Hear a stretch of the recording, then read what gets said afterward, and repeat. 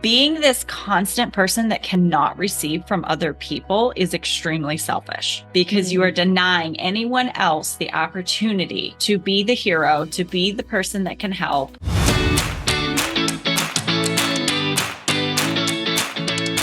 Hello and welcome back to Quiet Wealth. I am super excited to have a dear friend with me today for our episode, and we are going to talk about redefining wealth, redefining the way you think about it. Before I do that, if you are new here, welcome. We're so excited to have you here at Quiet Wealth. We teach three things. We teach about investing, business building, and generational wealth. And we are really here to help all of you introverted friends out there who are looking to do something bigger in your lives. So, super excited to have my friend Alecia St. Germain here. And Alecia, welcome to the show. Thank you so much for having me. I'm so excited to be here and talk about this. Alecia and I have been friends for several years now. We have just made a really deep connection. She's one of my friends that I could reach out to at any moment and say, "Hey, I've got a problem. I need some help," or "Can you be my instant therapist for a minute?" And she's so great at being that person that you can rely on and lean on. So thank you for that, Alecia. I appreciate that. You are so welcome. And I always say I want to be you when I grow up. So Oh. Well, yeah. So we're going to dive into a lot of things. But first, Alecia, I would love for you to tell our listener your journey, like where you have been, where you are now, and where you want to go in life. Oh, this is a very big question. So I actually started out not in real estate. I went into it kicking and screaming. I did not want to do what my mom wanted to do, and very quickly figured out that I don't like to be told when to show up for work and when I could take vacation. And so very quickly, I figured out my mom was right. I did my first real estate deal at 18, but really started that path really more around the age of like 24. And so in that process, I also had the opportunity to start training other investors how to do the earned income strategies that I was doing, like wholesale and finding properties through probate. And I did some mobile homes and put notes on mobile homes to have some income coming in while I started having children. And one of the things I noticed was how many people were spending tens of thousands of dollars on education and trying to learn how to build wealth and how to create financial freedom and how to leave their 9 to 5s, and then not doing it. Just maybe do a deal, maybe do no deals, and then just go back to work with tons of debt because they paid for the courses, and then just continue working. Or the other scenario was they would do it, they would buy a lot of properties, and then just because you can buy something doesn't mean you should. And so when things didn't go right, they didn't have anything to weather the storm that came. And then they never went back to it because of the hurt and the pain of that loss. So I happened to discover the field of coaching. And even though I was training, but this was really more about the mindset of how we get in our own way, why we do perfectionism, procrastination, imposter syndrome, overworking, all the things we do to protect ourselves from the places where we feel vulnerable. And so I ended up becoming a coach, and I left real estate, active real estate investing, because I could not figure out how to start a coaching practice, raise 2 babies less than the age of, like, I think my son was 7 months and my daughter was like 3. And actively invest in real estate because I wasn't doing as much in the passive or reoccurring income side of things. And I didn't have a team. So I made a choice. It's like, was a great choice for me. And I love what I do today in coaching and where I want to go. So now the coaching practice has stabilized. I love what I'm doing. I enjoy working with my women clients. I have a couple men too. And so now it's more in the actual, okay, how do we build retirement? How do we now look towards the future? So I'm still on my journey, just like everyone else. I don't think any of us ever arrive. No, we are always in some kind of journey. There's always a new challenge that comes up. There's always a new opportunity to explore. I agree. Okay, so you're a coach. Mhm. So tell me more about, and I know the name of your company is the Concierge Edge. Mhm. So let's talk about what type of coaching you do. Like who Yep. comes to you and needs your services? So typically, these are women who have really big goals and they're either hitting their goals, but it's painful. Like they feel like that burnout is impending because of how much it's taking for them to hit those goals. They might be sacrificing their bodies or their families, and they're just not really showing up as the whole human that they want to be in the world. And, or they are setting goals and they're coming up short. And that is really rocking their self esteem. They're starting to question, like, why am I doing this? What is this for? And they usually have some components of sacrificing self and relationships. So we really dig into what's the source. Like burnout doesn't come from the amount of things that you do in a day. It comes from Mm. the reason that you do them. Like what's the underneath reason that drives you to do certain behaviors that maybe aren't the most beneficial to you. And you don't even realize it. It's your blind spots. That's fascinating. I'd actually never even thought about it that way. That burnout is not necessarily all the things you're doing, but it's the why behind them.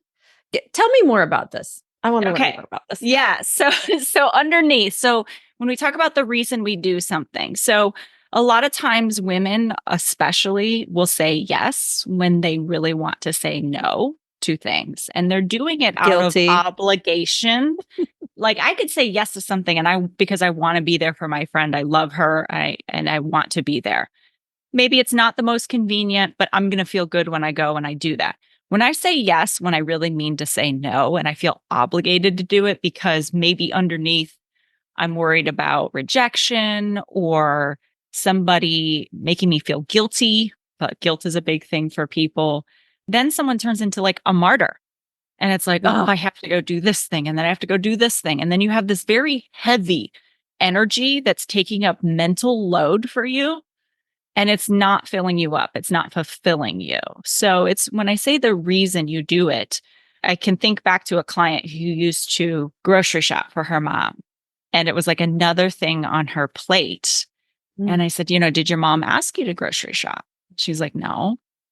Okay.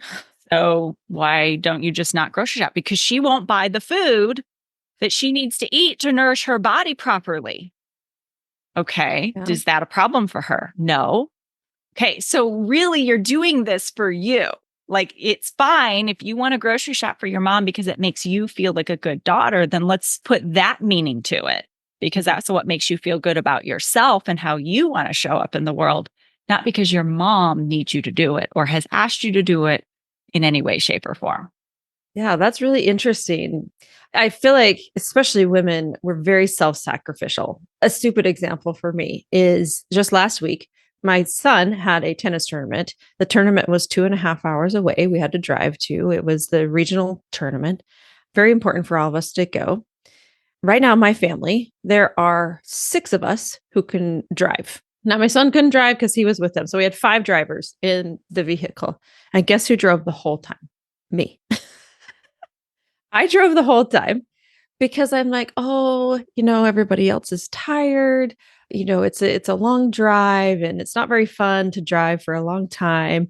And so I always sacrifice myself and just drive. Right. And then I think the family gets used to it. And so then nobody volunteers to drive. And then I have this really stupid thing where I feel like if I ask someone to do it, I'm putting the burden on them instead of like, I could just shoulder the burden and just do it and just drive. Mhm. But I literally have 5 drivers in the vehicle and I drove both ways because I have this issue of self-sacrificing and so I'm trying to work on that. But what advice would you give for someone who is also like that, who's so self-sacrificial that it's almost to our own detriment? Like the detriment of Yeah. our health, really, Yeah, right? absolutely. Okay, so the first thing, the glaringly obvious thing is a lot of people have a hard time receiving. Essentially, if you would ask for help, or if someone was to say to you, like, "Oh, I'll drive for a little bit," you'd be like, "No, no, no, no, it's no problem. I'll do it." Right? Because you don't want to put anybody out. Yeah. You don't want to make other people uncomfortable or be a burden. And so, all you have to do is say, you know what, that would be really great. And it's uncomfortable to receive. However, when you think about how good it feels to give or help, and how much gratitude you could give to that person and say, you know what, I appreciate you for noticing that this is a long drive and for contributing and taking care of me too. So we all get there safely. And I just want to tell you how much I appreciate you. Like, think about that kind of giving that you could give to that person and how good it feels when someone else gets to take care of you or gets to take care of someone else and what that does for their self-esteem. So I'm going to say this and it's going to like hit some people in the gut, but being this constant person that cannot receive from other people is extremely selfish because you are denying anyone else the opportunity to be the hero, to be the person that can help. So usually that one kind of hits people. That would be one. That's good. Because that's not who you are, right? That hit me, right? Right? You hit me in the gut. Because it's not who you are. And the other thing I was wondering was like, how much is it self-sacrificing or is it like some other people might be like, oh yeah, I'm the driver too, but that's because they like to be in control. Yeah. There's that question of like, I'm not a great passenger. I like to drive because I get really bored just sitting. So it's like, please just let me drive. But if you're feeling like I'm driving and I don't want to drive, you know, that's where you get to ask for that help. And there's people who have beliefs that asking for help means you're weak or incapable. That's probably not even conscious. This is the work that we do with our clients is we take them through a mapping process to really understand what are you believing that is causing you to behave this way? And if you're believing like, oh, if I ask for help, I'm weak or incapable, then you're not going to ask for help. Or that I'm a burden, then you're not going to ask for help. But the question is that really true? And we know it's not, but the brain doesn't believe that. You know, the control thing. I think as I have evolved in my journey, and let's kind of spin it back to building wealth here, right? So as I have evolved in my journey, the first 15, 20 years of my real estate investing experience was all DIY, everything on my shoulders, literally everything. And then I had a pivot point probably about 5 years ago that I realized that I was like completely burnt out, right? Like just what you coach about. So I was completely burnt out. I'm like, I just can't do this anymore. It's awful. I hate it. I got to the point where I absolutely hated investing in real estate. I didn't want to do it anymore. And I quit, basically. And it was a really bad time to quit in hindsight because the last 5 years have been like the biggest wealth building years for anybody. And I quit, I was really frustrated and upset, but I needed to quit because I could not handle it anymore. And I think all of that, if I look back, it's because I had this incessive need to control everything on my own. And I didn't believe that relying on others would help me get to where I wanted to be. I felt like I had to climb the mountain on my own.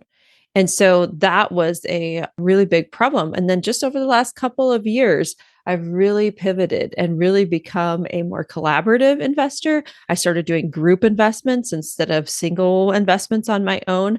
I just bought a business and now I'm the CEO and I'm working through like the delegation process of that. And I'm trying really hard to stay out of the weeds and not like jump in and just do everything for everybody because I can do it faster and myself and easier and just allowing people the opportunity to do it themselves. And so if you have that control mentality, it's really going to hinder your wealth building because you can only go so far on your own, right? Yep, absolutely. And that's part of what we are standing for is just really redefining what does wealth mean by traditional sense. Like wealth means I have more passive income coming in than I have expenses going out. And you could do that at all levels. Like you consider yourself wealthy at all levels or financially free at all levels, right? Depending on what your expenses are. But there's a lot of people that build it and then they're like miserable. And I would say like, that's not what we're here for. And so one of the goal in everything that I do is really to help people see themselves as leaders, leading at all times, leading your family, leading yourself, leading your business, leading your investments. and not only leaders, but compassionate leaders.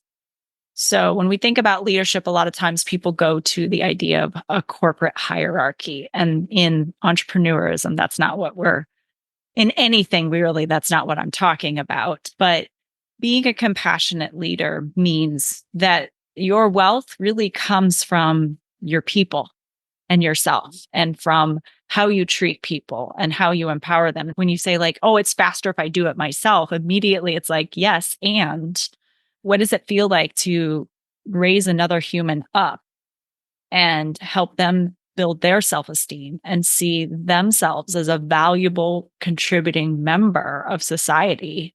That is what creates real wealth, in my opinion. Yeah.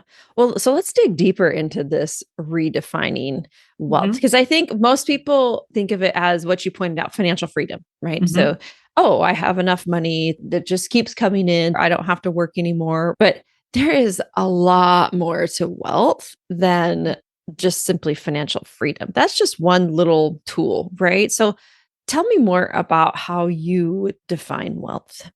Well, I know on my own personal journey, it's like my well being is a big piece of it and fulfillment. And I love that place where what you do for others, like your purpose in life, and what you do that fills your heart, which is your passion and your prosperity, like maybe profit and things that you want to have in your life, that they all intersect.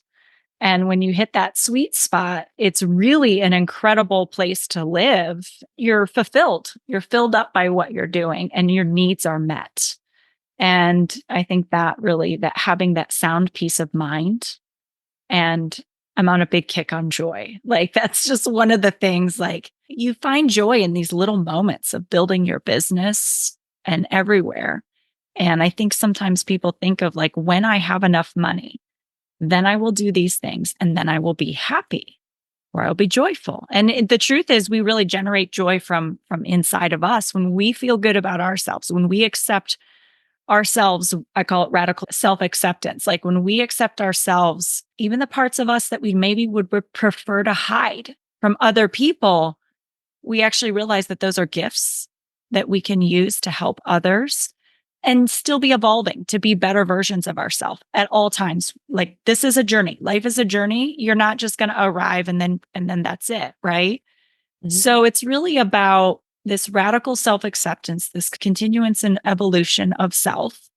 When you love yourself, like you don't worry about judgment. You don't worry about things the way other people, you attract joy. You generate joy. You find it in everything you do and it's very fulfilling. And to me, that is redefined wealth. And money follows. Like money is a magnet for goodness. I really do believe that. I think when people build money for the wrong reasons, it's an amplifier. Whatever you are, it's going to make you more of it. So if you have a scarcity mindset, if you are greedy, if you cheat, lie, and steal, and you get more money, you're going to do more of that. And if you are a good person with a clean heart and you love yourself and you love others and you care about humanity, you're going to take that money and you're going to be more of that. And you're going to give more and be more generous. One of the goals that I have, right? One of my missions is to get more money in the hands of those kinds of people and, help them, educate them and teach them on how to get more money so that you can amplify what you're already doing and the good that you're already doing in the community. And it's not necessarily so you could donate millions and billions of dollars to charities, but it could be something as simple as, like for us, we opened up our home to foreign exchange students so they could experience living in the US, which they never would have done before, right? If we had not opened up our home to them. And so I feel like, for us, I mean, we do donate money as well, but I also, for me, I like to create experiences for people that I can participate in. And so, like with my company, we're going to create an internship for a young adult who's just aged out of foster care so that they can have exposure to a career where that's not on the hamster wheel of fast food, right? And so they can do that. And I think those are the things that I want to do more of as I continue to grow. But I have a question for you. Sometimes I feel like as a highly ambitious woman, I have this need to balance, and I don't know if balance is probably not the right word, right? So I'm constantly pushing myself for something bigger, something better, like to become a better version of myself, to build my company bigger, to be able to do more jobs, to be able to hire more employees, to have more impact on people's lives. But I'm trying to balance that with finding joy in the small moments, because we know that every level you get to comes with different challenges and new challenges, ones you've never seen before. And for me, sometimes it produces a lot of anxiety with those new challenges. And so then I'm like struggling in this anxious mode because I'm constantly uncomfortable because I'm doing things that are uncomfortable. But how do you like do that with joy, I guess, as you are pushing yourself? I think about like a marathon runner. So you're pushing yourself and you're in mile 17 and it's just the worst, right? But there's got to be some joy in it too, right? So help us out with that. Well, first of all, there are some moments that just suck. There's things that life hands us that they're circumstances. They're neutral things. And so I think one is remember everything is either neutral or it's happening for you if you want to go to that level. So even when it's awful, it's like, I don't know this, but I don't know what it is, but this is happening for me. Or at the very least, this is not happening to me.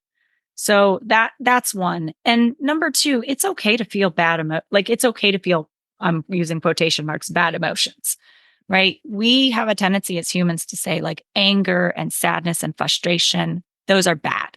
Actually, they're not. They're just indicators of maybe needing some clarity, maybe needing to shift things. It's just telling you, hey, something's amiss and I want you to double check things for me here, and then I'll feel safe. That's what our feelings are for, is to protect us.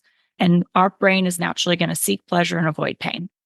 So just know that that pain, that discomfort, that's there to just give you some clarity if you look at it from that perspective.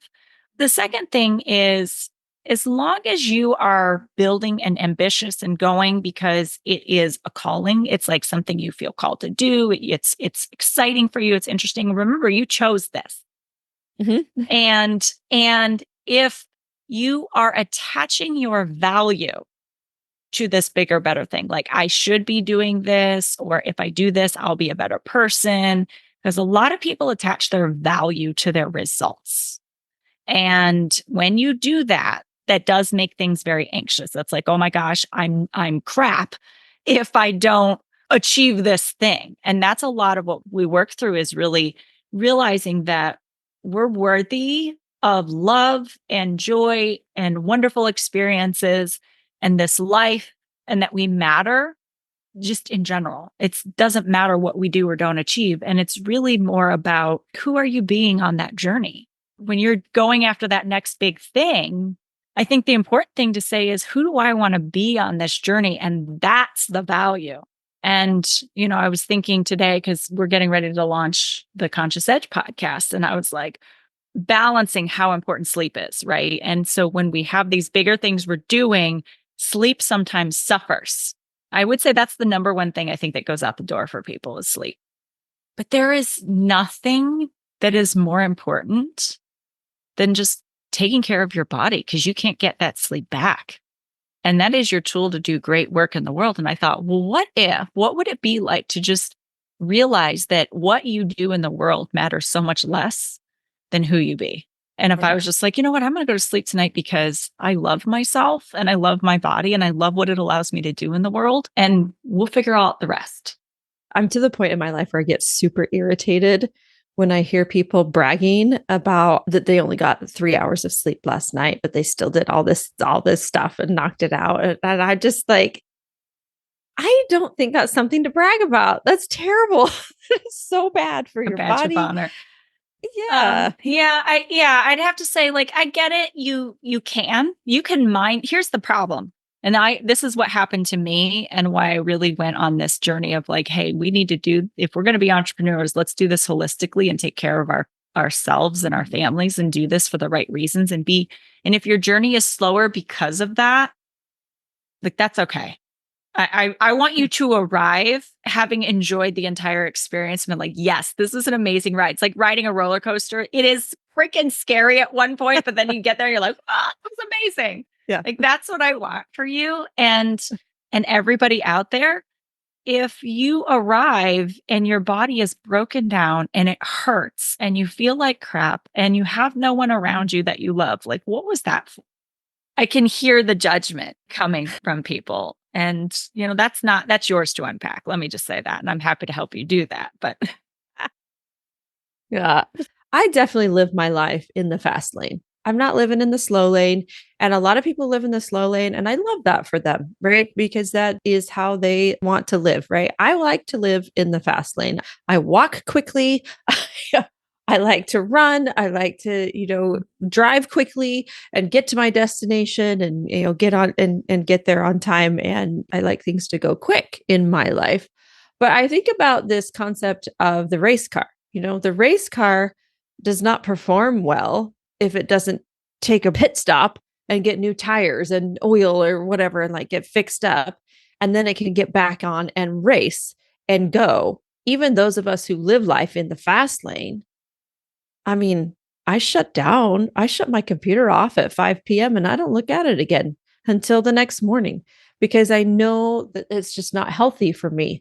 When I'm on and I'm going and, like I'm knocking things out. And I feel like I've been able to train myself to just go, go, go during those hours. And then I can turn off and then I can just be with my family. I can get the sleep I need. I can like wake up in the morning and hit the gym and, and then I'm back at work. But it's interesting how I think a lot of people feel like if they're not working 20 hours a day when they're an entrepreneur, they're not going to make it. it is the fastest way to burn out if you're doing that. And you almost quit real estate. I remember you telling me at one point, and this is one of the things I loved about you. And I hear you that you like to live in the fast lane, but you also live intentionally in the fast lane. Yeah. And you mentioned to me, like, I don't do a lot of evening networking things because that is my time for my family. And if that means that I miss opportunities or if that costs me something, I'm cool with that. Like everything comes at a cost and everything is a choice. So yes, you live in the fast lane, but you're very intentional. I speed intentionally and then I don't speed when I don't need to. That's for sure. That's for sure. Well, this has been such a fantastic conversation. It's one that I need to have on repeat all the time. So I think I'm going to listen to this episode several times when I'm starting to feel burnout because you've given some really great strategies. Do you have any other strategies for people who are feeling burnt out? Like I know it's not a quick fix, but what's something that you could do today? What action could you take today if you are feeling burnt out? Take off your shoes, go outside and put your feet in the grass. Number one, just spend a couple minutes with nature or listening to water. Water for me is like, I call it a conduit, but like I have a lot of great downloads. If there's a problem you can't solve, go take a shower. These very simple things where you connect to the natural elements, it's very restorative. And having those things around you and just taking that moment and realizing that you are capable. Whatever spiral starts to go, like, first of all, get grounded in nature if you can. And then just realizing that might be a story of I'm not feeling capable. And so then I'm putting a lot of pressure on myself. And you are quite capable. Mandy McAllister, she's a great one. She did recently talked about putting things in buckets. Take the different things you have going on, put them in buckets, and then like, what's the next action?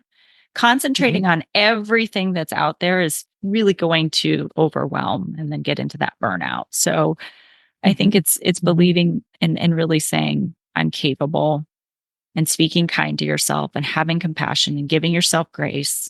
These are things we hear all the time, but like, do we really do them? So people will say, I already know that. I'm like, great. Do you do it? No. Okay. Then you don't know it. You have knowledge of it, but you don't know it. I love the word practice as well. I like to think about practicing grace. Like if you feel like you can't give yourself grace, could you practice trying to? If you're practicing, then you can get in the habit of giving yourself grace. I have a monster to-do list. At the end of the day, I used to look at that to-do list at the end of my day and beat myself up for all the things that did not get done.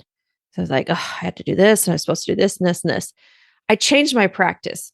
I decided that I was going to have a rolling weekly task list. Monday mornings, I always wake up with a bajillion things in my mind. I'm like, oh, I got to do all these things. And then I think of it over the week, right? So then at the end of Monday, there's a whole bunch of things that are not done, but I've practiced enough giving myself grace and be like, oh, that's fine. I can do it on Tuesday, or I can do it on Wednesday. I can do it on Thursday, right? As long as I get them done by the end of the week, and then my anxiety levels just really lower. If I try to hold myself to this, I have to do everything today and has to be done. A, it's not going to happen. And then B, you're just going to beat yourself up all the time. And so, you just get into this habit of grace. So that's just something that's worked for me. So maybe it will work for our listener. Instead of having a daily to do, I have a weekly task list, and it's just rolling. And I feel very good about crossing things off like that. That does. I am achievement oriented. I think it's like oldest daughter syndrome, but I am achievement oriented. And just having those little wins every day is helpful for me to feel like I am progressing, because when you're building a company and you're building something much bigger than you, it can feel like it's just never ending. You're never going to hit your goal or never going to get to the finish line or whatever. But if you think about little mini finish lines, you hit them every day. Celebrate that. Get your medal, put your medal on. And I would say, like, anybody who's overwhelmed by the amount of things you have to do, if you could take what you're doing, what you're working on, and move it into projects, like what are the personal things that you have going on? What are the professional things that you have going on? And move them into projects, and only keep a list of the next action item for that project. And then once you complete it, write the next action after that. That is really good for just helping you stay laser focused on what actually needs to get done. That's fantastic. Okay. So you briefly mentioned, and I want to make sure that we talk about this, that you are launching a podcast. So it's called The Conscious Edge. Yeah. It's the Conscious Edge podcast, Redefining Wealth as a Whole Human Experience. And it's really about the exploration that my friend and I, Jonathan Duggar, has a doctorate in psychology and was a clinical psychologist at one point, and is a real estate investor, and probably should be 105 years old for as many things as he's done in his life.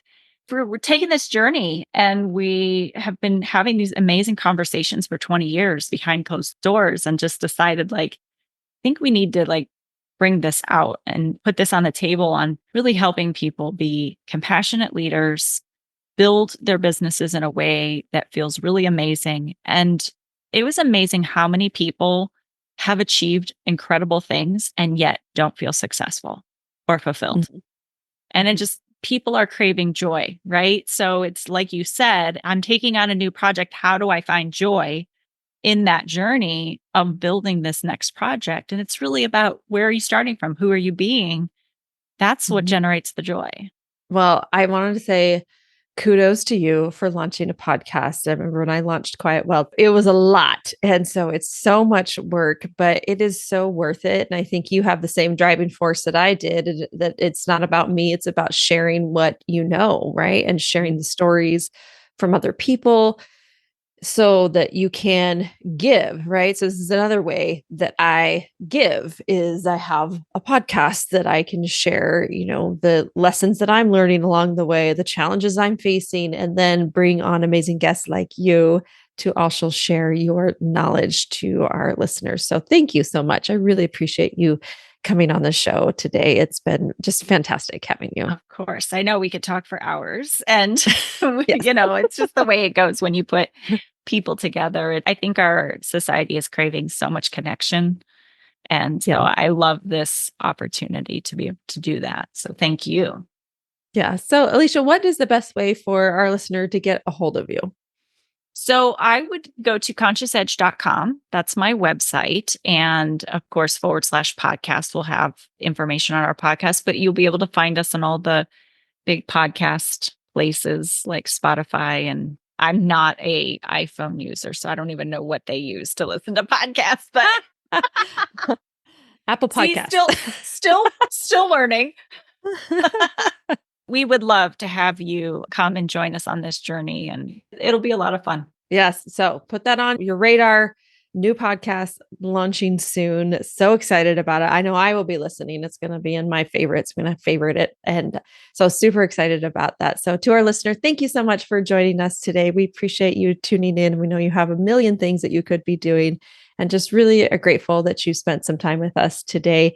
I hope you've got out of it what you can. So please share this episode with someone you know and love. After all, we need to share the education so we can share the wealth.